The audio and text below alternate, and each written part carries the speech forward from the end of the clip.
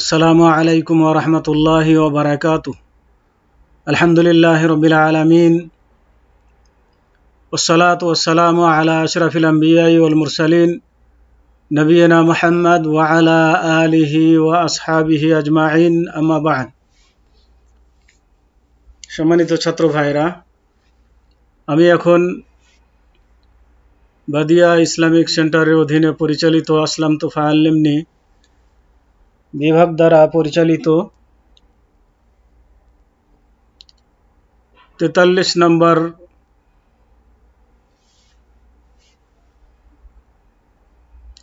শিক্ষা কোর্সের ক্লাস 2 এর তাওহীদের ক্লাস শুরু করছি।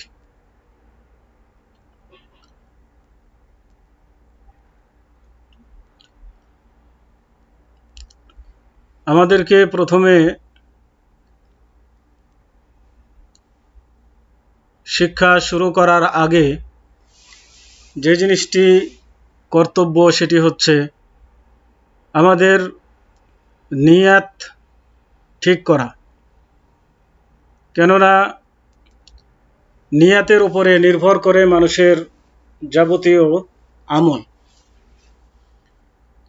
শিক্ষা মানুষকে জান্নাতের পথ দেখায়। শিক্ষার দ্বারাতে মানুষ আল্লাহ রাব্বুল আলামিনকে চিনতে পারে। শিক্ষার মাধ্যমে মানুষের ইহকাল এবং পরকাল লাভজনক হয়ে থাকে।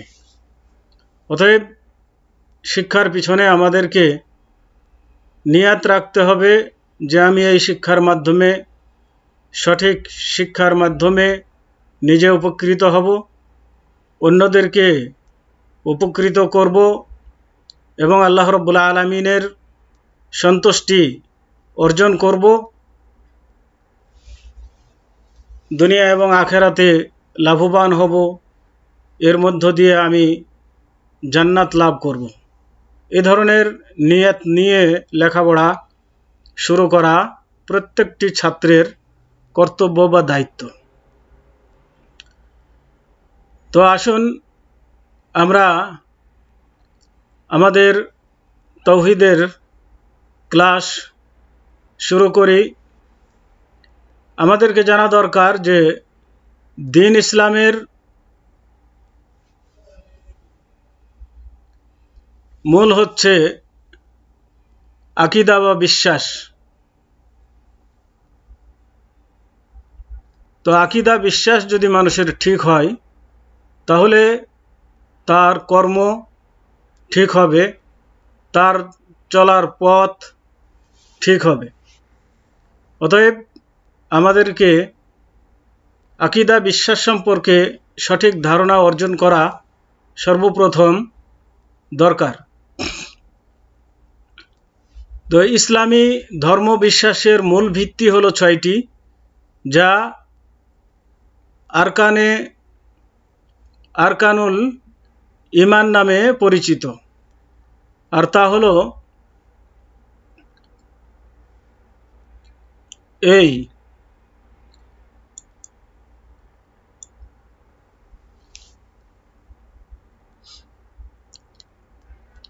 আরকানুল ঈমান হচ্ছে 6টি। 1 নম্বর হচ্ছে আল্লাহর প্রতি ঈমান, 2 নম্বর হচ্ছে ফেরেশতাদের প্রতি ঈমান, 3 নম্বর হচ্ছে আসমানি কিতাবসমূহের প্রতি ঈমান, 4 নম্বর হচ্ছে সকল রাসূলগণের প্রতি ঈমান, 5 নম্বর হচ্ছে আখিরাত দিবসের প্রতি ঈমান, 6 নম্বর হচ্ছে তাকদীরের ভালো ও মন্দের প্রতি ঈমান।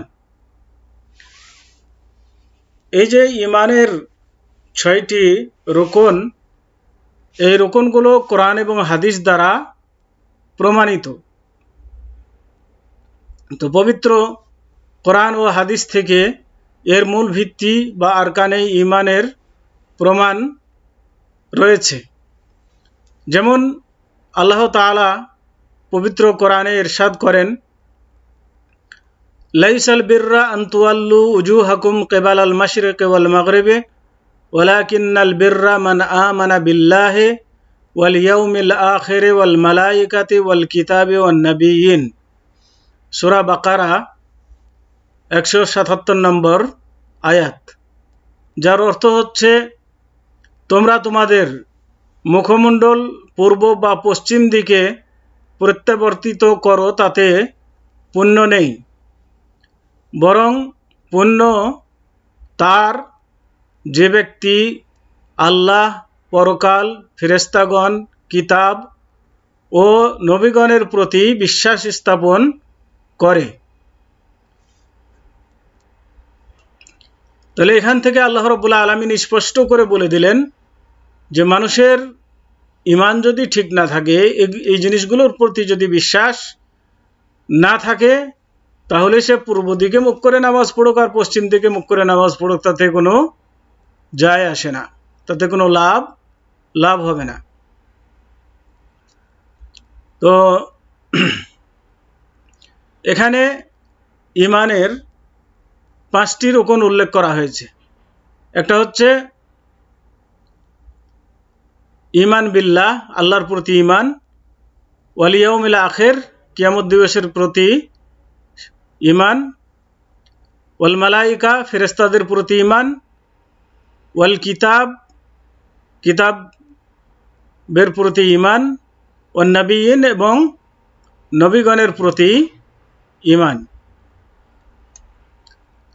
তো এখানে 5টি জিনিস উল্লেখ করা হলো, বাকি থাকলো আরেকটি, সেটি আল্লাহ রাব্বুল আলামিন সূরা কামারের 49 নম্বর আয়াতের মধ্যে উল্লেখ করেছেন, আর তা হচ্ছে, ইন্না কুল্লা শাইইন খালাকনাহু বিকদার, নিশ্চয় আমি প্রত্যেকটা জিনিসকে সৃষ্টি করেছি নির্ধারিত পরিমাপে। তাহলে আল্লাহ রাব্বুল আলামিন সব জিনিসগুলোকে সীমাবদ্ধ করে দিয়েছেন, পরিমিত করে দিয়েছেন, যাকে তাকদীর বলা হয় বা ভাগ্য লিখন বলা হয়। তো সব জিনিসের ক্ষেত্রে আল্লাহ রাব্বুল আলামিন একটা সীমা নির্ধারণ করে দিয়েছেন, যেটা যার বাইরে কিছু হবে না বা ঘটবে না। তাহলে এখান থেকে তাকদীরের প্রতি ঈমান বা বিশ্বাস, এটাও প্রমাণিত হয়। এছাড়া প্রিয় নবী হযরত মুহাম্মদুর রাসূলুল্লাহ সাল্লাল্লাহু আলাইহি ওয়াসাল্লামের বাণীতে প্রমাণিত হয় যে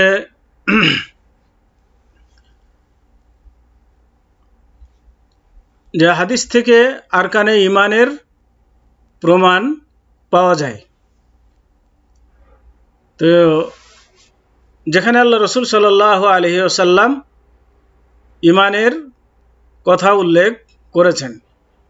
তো আসুন আমরা হাদিসটি জেনে নিই। হাদিসটি হচ্ছে এই, যে যার অর্থ হচ্ছে যে উমর ইবনুল খাত্তাব রাদিয়াল্লাহু তাআলা আনহু থেকে বর্ণিত হাদিসটি।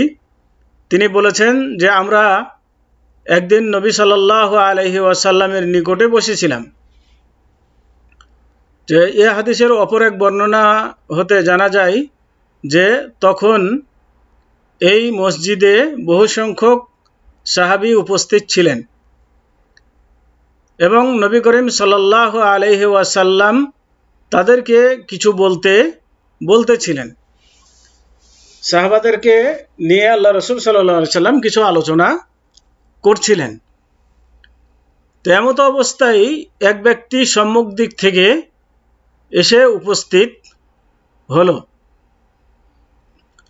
তার পোশাক অত্যন্ত সাদা ও পরিচ্ছন্ন ছিল, মাথার চুল কুচকুচে কালো ছিল এবং দূরদেশ হতে সফর করে আসার কোনো চিহ্ন পাওয়া গেল না।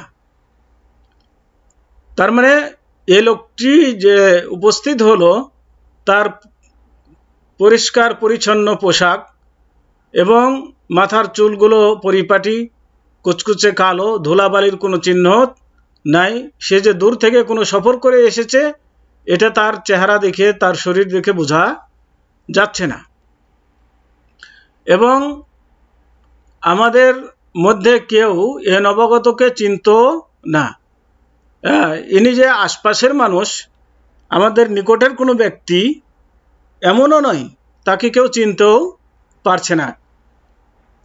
তো এ ব্যক্তি উপবিষ্ট লোকদের মধ্য দিয়ে অগ্রসর হয়ে নবী করিম সাল্লাল্লাহু আলাইহি ওয়াসাল্লামের সম্মুখে এসে হাঁটু বিছিয়ে বসলো এবং নিজের দু হাঁটু নবী করিম সাল্লাল্লাহু আলাইহি ওয়াসাল্লামের দু হাঁটুর সঙ্গে মিলিয়ে দিল ও নিজের দু হাত নিজের দু উরুর উপরে রাখলো। অতঃপর সে বলল, হে মুহাম্মদ সাল্লাল্লাহু আলাইহি সাল্লাম, আমাকে বলুন ইসলাম কাকে বলে। তার মানে এই ব্যক্তিটি এসে আল্লাহ রাসূলের মুখামুখি বসলো, হাঁটুর সাথে হাঁটু লাগিয়ে এবং নিজের রানের উপরে হাত রেখে বসে আল্লাহ রাসূলকে প্রশ্ন করলো যে, হে আল্লাহ রাসূল, আমাকে বলুন যে ইসলাম কাকে বলে, ইসলাম কি। তখন আল্লাহ রাসূল সাল্লাল্লাহু আলাইহি সাল্লাম ইসলামের পরিচয় দিলেন, এই বলে যে তুমি সাক্ষ্য দিবে যে আল্লাহ ছাড়া সত্য কোনো ইলাহ বা উপাস্য নেই এবং মুহাম্মদ সাল্লাল্লাহু আলাইহি ওয়াসাল্লাম তার রাসূল। মানে এই সাক্ষ্য দেওয়া যে আশহাদু আল্লা ইলাহা ইল্লাল্লাহ ওয়া আশহাদু আন্না মুহাম্মাদার রাসূলুল্লাহ। 2 নামাজ কায়েম করবে, 3 যাকাত আদায় করবে, 4 রমজান মাসে রোজা রাখবে এবং 5 আল্লাহর ঘরের হজ করার সামর্থ্য থাকলে হজ পালন করবে। এ কথা আল্লাহ রাসূল সাল্লাল্লাহু আলাইহি সাল্লাম যখন বললেন, তখন এই নবাগত প্রশ্নকারী রাসূলুল্লাহ সাল্লাল্লাহু আলাইহি ওয়াসাল্লামের এ উত্তর শুনে বললেন যে আপনি ঠিকই বলেছেন। তার মানে তিনি প্রশ্ন করলেন, উত্তর শুনে বললেন যে উত্তর কি আছে, ঠিক আছে। তো সমবেত জনগণ আশ্চর্যান্বিত হলেন যে সে প্রশ্ন করছে আবার বলছে যে ঠিক হয়েছে। অতঃপর সে ব্যক্তি জিজ্ঞাসা করলো, এখন বলুন ঈমান কাকে বলে। মানে সেই নবাগত ব্যক্তি আল্লাহ রাসূল সাল্লাল্লাহু আলাইহি সাল্লামকে আবার প্রশ্ন করলেন যে ঈমান কাকে বলে, এটি আমাকে বলুন। তো নবী করিম সাল্লাল্লাহু আলাইহি সাল্লাম উত্তরে বললেন, ঈমান হচ্ছে যে তুমি বিশ্বাস করবে এবং ঈমান হচ্ছে এই যে তুমি আল্লাহকে, তার ফেরেশতাগণ, তার কিতাবসমূহ, রাসূলগণ ও পরকালকে সত্য বলে বিশ্বাস করবে এবং প্রত্যেক ভালো মন্দ সম্পর্কে আল্লাহর নির্ধারিত তাকদীরকে সত্য বলে বিশ্বাস করবে। এ কথা শুনে নবাগত লোকটি বলল যে আপনি ঠিকই বলেছেন। তার মানে ঈমানের রকুনগুলো আল্লাহ রাসূল সাল্লাল্লাহু আলাইহি সাল্লাম যখন বলে দিলেন যে আল্লাহর প্রতি ঈমান আনবে, ফেরেশতাদের প্রতি ঈমান আনবে, তার কিতাবসমূহের প্রতি ঈমান আনবে, রাসূলগণের প্রতি ঈমান আনবে, পরকালকে সত্য বলে বিশ্বাস করবে এবং প্রত্যেক ভালো মন্দ সম্পর্কে আল্লাহর নির্ধারিত তাকদীরকে সত্য বলে বিশ্বাস করবে। এ কথা শুনে নবাগত লোকটি বলল যে আপনি ঠিকই বলেছেন। এরপর সে বলল যে আমাকে বলে দিন ইহসান কাকে বলে। ইহসান কাকে বলে এই প্রশ্ন তিনি আবার তৃতীয়বার করলেন। উত্তরে নবী করিম সাল্লাল্লাহু আলাইহি ওয়াসাল্লাম বললেন যে ইহসান হলো তুমি এমনভাবে আল্লাহর ইবাদত করবে যেন তুমি তাকে দেখতে পাচ্ছ, আর তুমি যদি তাকে নাও দেখতে পাও তিনি তো তোমাকে দেখতে পাচ্ছেন, এমন মনে করে ইবাদত করার নাম হচ্ছে ইহসান। তার মানে এমনভাবে কোনো মানুষের ইবাদত করার নাম ইহসান, যে ইবাদতে সে মনে করবে যে সে যেন আল্লাহকে দেখে নামাজ পড়ছে বা ইবাদত করছে, আর এমনটি যদি মনে না হয় তাহলে মনে করবে যে আল্লাহ তাকে দেখছে। এইভাবে ইবাদত করার নাম হচ্ছে ইহসান। তাহলে আমরা বুঝতে পারলাম যে ইহসান কাকে বলে। সে লোকটি বলল,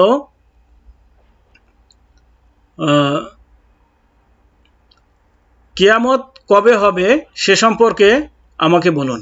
এবার চতুর্থ প্রশ্ন সে লোকটি রাসূলুল্লাহ সাল্লাল্লাহু আলাইহি ওয়াসাল্লামকে করলো, বলল যে কখন কিয়ামত হবে, কিয়ামতের সম্পর্কে আমাকে বলেন।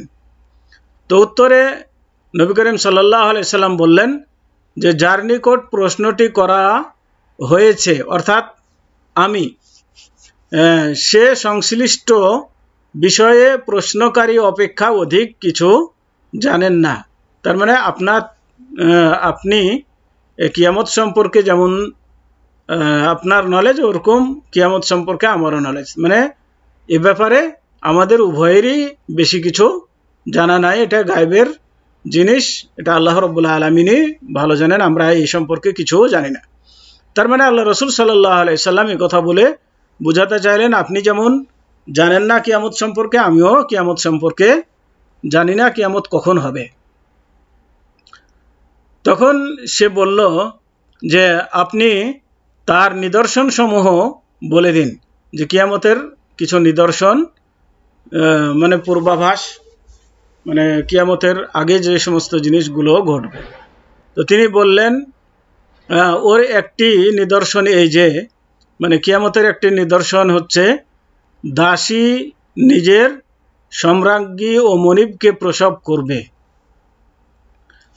দ্বিতীয় নিদর্শন হলো যে তুমি দেখতে পাবে যাদের পায়ে জুতা ও গায়ে কাপড় নেই, যারা শূন্য হাত ও ছাগলের রাখাল, তারা বড় বড় প্রাসাদ তৈরি করছে এবং এ কাজে তারা পরস্পরের প্রতিদ্বন্দ্বিতা করছে। মানে একসময় যাদের গায়ে কাপড় ছিল না, পায়ে জুতা ছিল না, ছাগল চড়াতো, এমন ব্যক্তিরা বড় বড় প্রাসাদ তৈরি করবে এবং একে অপরের সাথে প্রতিযোগিতা করবে এবং অহংকার করবে। তো ওমর রাদিয়াল্লাহু তাআলা আনহু বলেন, এসব বলার পর এই নবাগত লোকটি চলে গেল। এরপর আমি বসে থেকে কিছুক্ষণ অতিবাহিত করলাম। তারপর নবী করিম সাল্লাল্লাহু আলাইহি ওয়াসাল্লাম আমাকে সম্বোধন করে বললেন, হে ওমর, এই প্রশ্নকারী ব্যক্তি কে ছিল তা কি তুমি জানো? মানে প্রশ্নকারী কে, তুমি কি এ ব্যাপারে কিছু জানো? তো আমি বললাম, আল্লাহ এবং তার রাসূলই ভালো জানেন। তার মানে আমি জানি না, আল্লাহই ভালো জানেন। নবী করিম সাল্লাল্লাহু আলাইহি ওয়াসাল্লাম বললেন, ইনি ছিলেন জিবরাইল। তিনি তোমাদেরকে দ্বীন ইসলাম শিক্ষা দেওয়ার উদ্দেশ্যে তোমাদের এই মজলিসে এসেছিলেন। হাদিসটি মুসলিম শরীফের। তো এই 6টি মূল ভিত্তি যার প্রতি সমস্ত রাসূল ও সকল শরীয়তের ঐক্যমত প্রতিষ্ঠিত হয়েছে। এর প্রমাণে আসমানি কিতাবসমূহ অবতীর্ণ হয়েছে, যার প্রতি বিশ্বাস ছাড়া কোনো ব্যক্তি ঈমানদার হতে পারবে না। যে ব্যক্তি ঈমানের যে কোনো একটি রুকন অস্বীকার করবে, সে ঈমানের পথ থেকে বের হয়ে কুফরির পথে ফিরে যাবে। অতএব যে ইসলামের এবং ঈমানের যে রুকনগুলো এখানে উল্লেখ করা হলো, এই রুকনগুলো প্রত্যেকটা মানুষের বিশ্বাস করা দরকার, উচিত। এগুলোকে কোনো অস্বীকার করা যাবে না, করলে সে ইসলাম থেকে বেরিয়ে যাবে। তো আসুন আমরা ইসলামের রুকন এবং ঈমানের রুকন এগুলো জেনে নিই এবং ইহসান কাকে বলে তা জেনে নিই এবং এগুলো নিয়ে আরও বিস্তারিত আলোচনা সামনে আসবে, সেগুলো জানার জন্য অপেক্ষা করি। আল্লাহ রাব্বুল আলামিন আমাদেরকে তৌফিক দান করুন যাতে করে আমরা সুন্দরভাবে লেখাপড়া করে যেন ঈমান এবং আকীদা বিশ্বাসে যেন পাকা হই এবং সঠিক দিনের উপরে প্রতিষ্ঠিত থাকতে পারি। এ বলে আজকের মতো এখানেই শেষ করছি। ওয়া সাল্লাল্লাহু আলা নবিয়িনা মুহাম্মদ ওয়া আলা আলিহি ওয়া আসহাবিহি ওয়া বারিক ওয়া সাল্লিম। আসসালামু আলাইকুম ওয়া রাহমাতুল্লাহি ওয়া বারাকাতুহু।